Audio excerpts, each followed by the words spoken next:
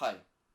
Over the last decade, people got plenty of new possibilities to communicate, thanks to social networks and other online platforms. At the same time, in spite of the benefits they offer, I assume that it's not as good as many people might think. And now I'm going to prove that. To start with, there is a huge deal of the so-called white noise. In the modern world, we are constantly surrounded by an enormous amount of information from various sources: television, news websites, social networks, and so on. Yet, not all of it is useful or valuable. Thus, we can communicate a lot without actually saying anything thoughtful or meaningful. Going on with arguments, there is another important thing: the lack of emotional connection.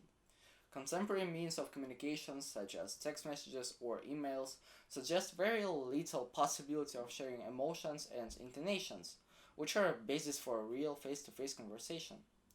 This can cause misunderstandings and incorrect interpretations of messages and intentions. Therefore, communication is reduced to chatting, with discussions getting less effective and significant. Among other achievements of the latest communication technologies, we can elicit video calls and conferences, and the addictive options they provide in concealing speakers' true self.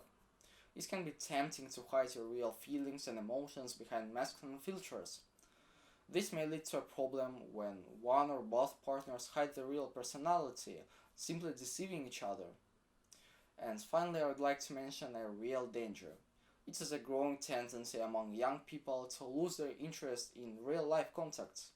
The number of virtual meetings is sharply increasing, consequently destroying real communication skills and the ability to hear one another.